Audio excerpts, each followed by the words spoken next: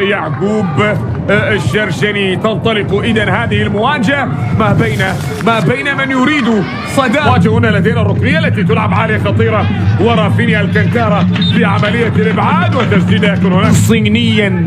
من الصعب أن ترفض عرضا صينيا. هذا فينيسيوس أروخو لا إلى خارج أرضية الملعب. كنت أتحدث عن جواو لا زال يعطي الأفضلية للعربي عالي على القائم الثاني. هلال رأسية خفيفي لردك من الشعر بيتا لكن خليني لو مرت عبد الله خفيفي في عملية الجهة اليمنى.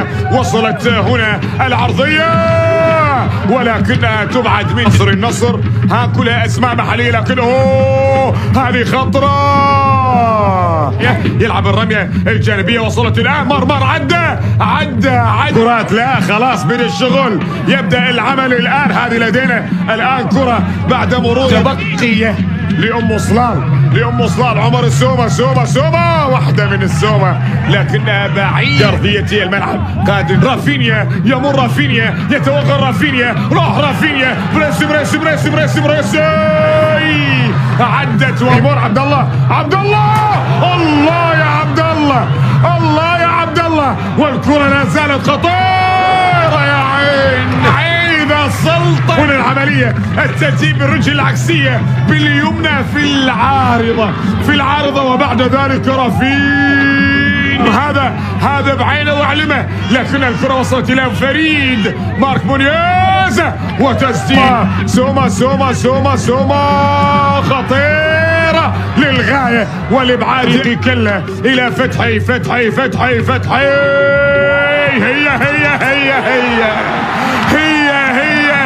هي كرتهم حلوة عملهم حلو يقدمون أحلاما جميلة العربوية هي يسجلون أول الأهداف بعمل جماعي. حاولوا في مرات ماضية حاولوا في كرات سابقة. كنت أتحدث عن السومة يترجم كل الأمور. العقيد سجل شو ناصر كله عرضية عالية وحارس من أسماء موهوبة. هنا لدينا كرة خطيرة. الله يا سومة. هذه اللقطة هذه الكرة التي كاد من خلالها أن يضيف ثاني الأهداف أن يسجل الهدف الثاني. ما لك عذر. هنا لدينا كرة الآن تلعب خطيرة والكرة إلى الكرة التي تأتي بالجهة اليمنى. عمر السومة عالية إلى الكنتارا طالت إلى خارج أرضية الملعب. ركلة مرمى. عمر يحيى يجاور عادل لمن يشاهدنا عبر قنوات الكاس بلونه الأسود عن طريق عمر كلا وعمر سومة. هنا لدينا عمر لكن يفضل الله لكن برافو لكنها يعيدها بالخلف. عبد الرؤوف وحده يسدد الكرة لكن هذه لدينا الآن تسديد لكنها إلى خارج أرضية الملعب. الميدان أحمد السيل أخذها لا شلون هذه حمل وطيس حمى والله إن حمى هذه كرتي مين موجود ميسي نجم اللقاء في الشوط الأول. يا عيني طاقل روح يا كلا. هذا عمر يبحث عمر إلى أروغونار بعيدة بس وايد في لمسة الكنتارا إلى يوسف الإمساك واحدة ترى الكنتارا الله.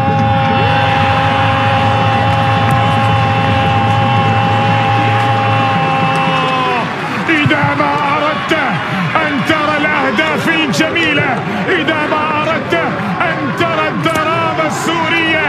هذا السومة عربجي. نعم يا أخي أهدافه كراته طرقه كراته كل شيء فيك يا سوما، عربجي عربجي عربجي عربجي يضعها بالطريقة المثالية. هي هكذا، هي دراما سوما، هي دراما سوما. إنتاج.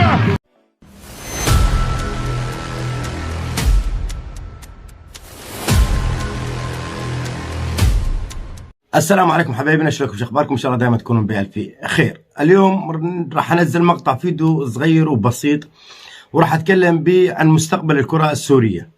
يعني احنا شفنا منتخب سوريا امام تايلاند وامام البحرين، هي مباريات تجريبية. المدرب كوبر ومساعديه شافوا اللاعبين، وقفوا على مستوياتهم.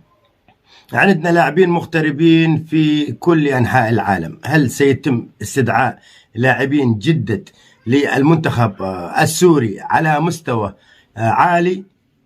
طبعا هذا الكلام راح يتم استدعاء لاعبين، ولكن على مستوى عالي. يعني لاعب درجة ثانية ودرجة ثالثة ما راح يستدعونه ولا هم بحاجته. هل سيتم تعزيز خط الدفاع بلاعبين جدد؟ والكل يعرف انه احنا نقطة ضعفنا هم خط الدفاع. هذا الكلام يعني قابل لاحتمالين: راح يتم دعوة لاعبين خط دفاع، واحتمال ثاني لا، ما راح يتم دعوة اي لاعبين دفاع. بالنظر الى اسماء المحترفين اللي موجودين عندنا احنا كمنتخب سوري مغتربين، فما احنا عندنا ذلك اللاعب اللي اسطوره، اللاعب اللي راح يقدر يسكر نقاط الضعف اللي عندنا. عندنا الان اوسي، والان اوسي صار له تقريبا فتره الاربع خمس شهور ما لعب طابه ولا لعب مباراه، وحاليا قام يعيش فتره معايشه في احدى الدوريات الاوروبيه. ان شاء الله يتم استدعائه، ولكن المشكله هل لدينا لاعبين مثل جوده الان اوسي او افضل؟ لا، ما عندنا الصراحه. راح يتم استدعاء لاعبين خط وسط وهجوم، وهذا بشكل مؤكد، حتى يكون عندنا خط وسط وهجوم مميز وقوي. ولما يكون عندك انت خط وسط جيد، اكيد راح يخفف الضغط على خط الدفاع.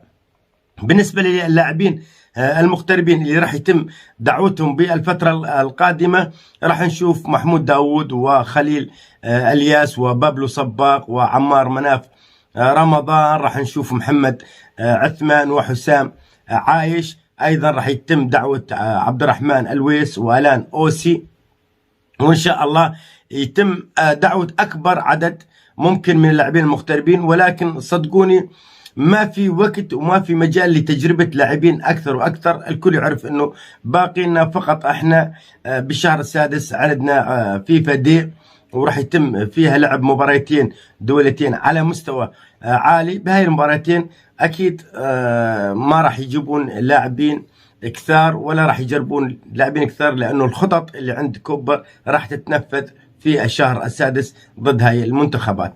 احنا نتمنى التوفيق لمنتخبنا، وان شاء الله ان القادم افضل والقادم اجمل. وحسب ما سمعت هدف كوبر مو التأهل الى الدور الثاني فقط، هدف كوبر الوصول الى نصف نهائي وحتى النهائي. وبالتوفيق، وان شاء الله دائما الاشياء اللي نحلم بها تتحقق. ودمتم بحفظ الله ورعايته، حبكم في الله، الى اللقاء.